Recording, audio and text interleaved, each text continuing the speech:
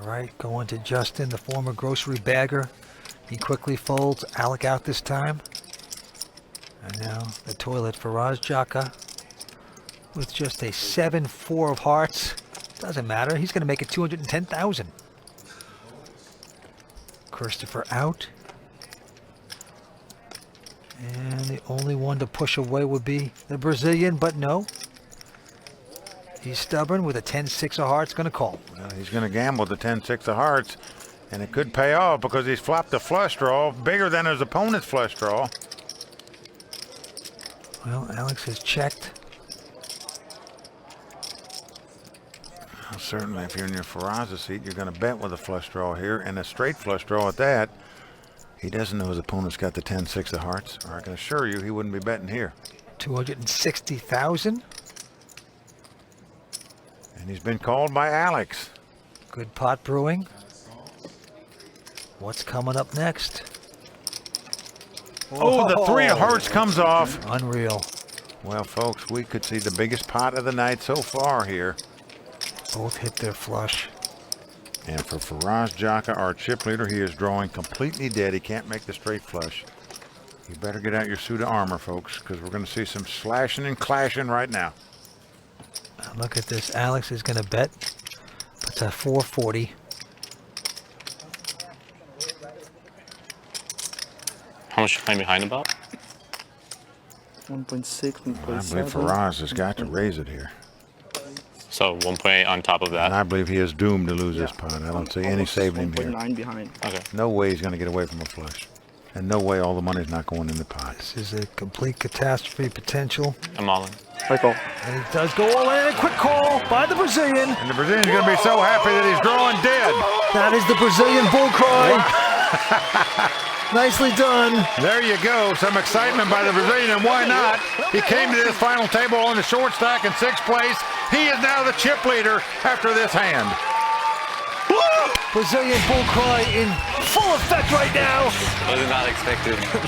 Good advice there from poker coach Jeff Gross. I think it's probably a good idea to conceal as much information from these top pros as possible.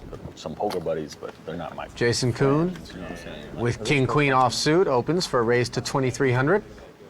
Action to Jeff Gross. Jeff went to University of South Carolina on a soccer scholarship, actually has a degree in marketing. Back over to Bill now with King-7 offsuit. Bill Perkins is definitely the most active player at this table, playing the most hands, playing them the most unpredictably. And he's going to 3-bet with King-7 off to 6,500. Didn't expect that. A little bit of steam from the last pot? Potentially. You know, he's in position here, and he does have a king. I don't mind this 3-bet, but I think it's a little bit ambitious. And if you're Kuhn, you can't lay down. You could actually. King-Queen offsuit doesn't play that well out of position in a 3-bet pot, but I think, you know, Jason feels that he has such a post-flop edge against Bill. Yes. That he's willing to take a shot with a slightly, you know, less than premium hand. And the board is ace, deuce, king, couple of spades out there. Jason, of course, with the better of the 2 kings. I think this would have been a decent spot for Bill to just check. He does have middle pair with a weak kicker, so he does have some, you know, value to his hand, but not enough to you know, to bet 3 times. So I think a check on the flop I would have preferred to this flop bet. Potentially trying to rep the ace, betting a call of 7,000 on the flop, and now we come to the turn. 9 of spades, puts a 3rd spade on I would definitely board. check here if I was Bill Perkins. And indeed he does after Jason checks to him. Both players, of course, picked up a flush draw. Jason's is better, and both players have completed the flush now. Jason with the 2nd nuts, giving Bill a little bit of rope here. He obviously isn't worried about Bill having the ace of spades. Well, it's not so much about worrying as it is about just staying in rhythm with the hand. He can kind of tell a lot from what Bill Perkins does here on the river. Which is a bet of 5,000 into a pot of 29-2. Yeah, I don't like this bet at all, really. Undersized. It's too small, and I don't like his hand to bet with. I mean, I think the 7 of spades here is actually the perfect hand to check. It's a little too strong to bluff with, and it's a little too weak to get value out of. And looks like he's going to be put in an awkward spot as Jason Kuhn check raises, correctly determining that his queen of spades, even though it's not the nuts, is still the best hand, and trying to extract extra value from it.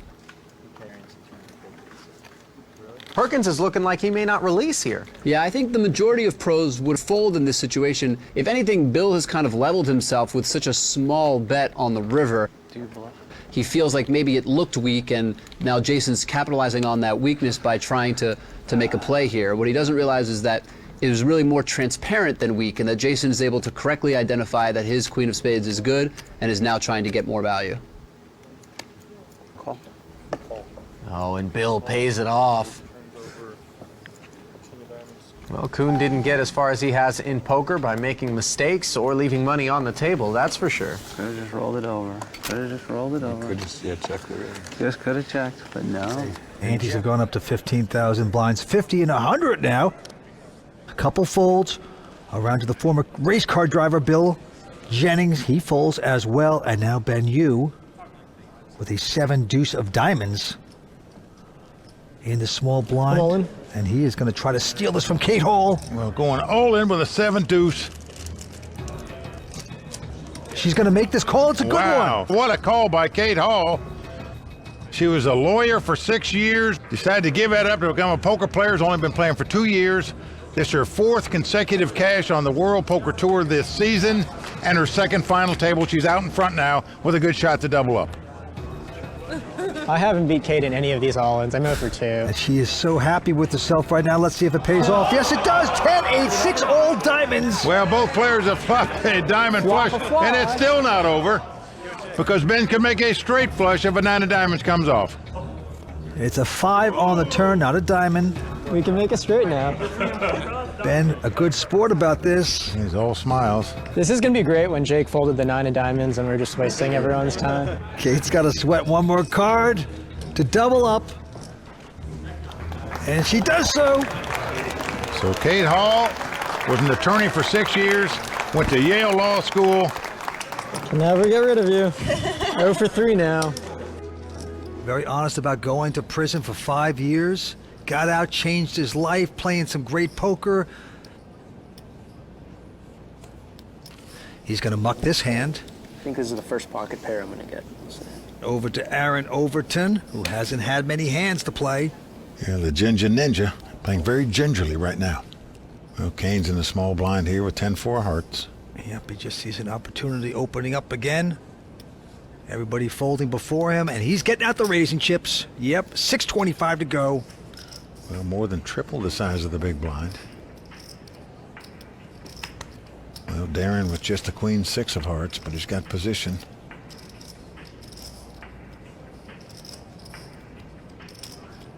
He's going to make the call. Just not going to let this guy push him around. So Kane and Darren up to it again. Here comes the flop. It is a king 2-5, but 2 hearts out there, Mike. Yeah, both players have flopped a flush draw. Darren, as you can see, has the bigger flush draw, but certainly when you raise pre-flop, you're going to bet on this flop when you flop a flush draw. Well, neither one of them has a pair.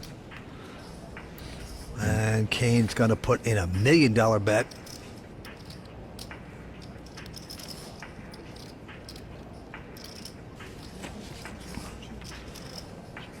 Darren with a big drawing hand, though. He's not going anywhere. He's making this call.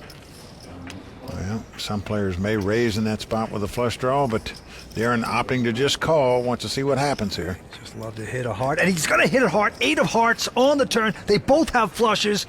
Oh, this could be heart-wrenching for Kane. Well, this is just going to be great for Darren Elias. Going to be shocked if he doesn't double up here. Both players have a flush. Oh, and Kane's going to come up with a bet.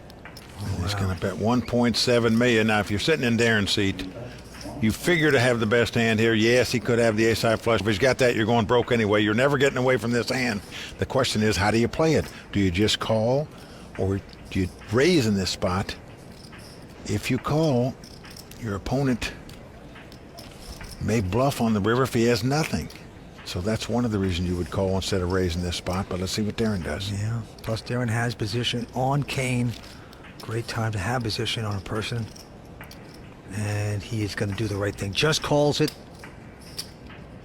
Took his time, gave us a performance. Got to love that. I don't think how it's going to matter on the river unless the board pairs. I think all the chips are going in. 10 of clubs on the river. So Kane with his first opportunity to have things go backwards for him. He's in some spot right now. Smaller flush. Big pot. I'm on. Call. He's going to go all in. A quick insta call, of course, by Darren. And it's flush over flush. A cooler, as we say in the industry, and Darren Elias is going to double up here against the chip leader. Huge pot for Darren Elias right now.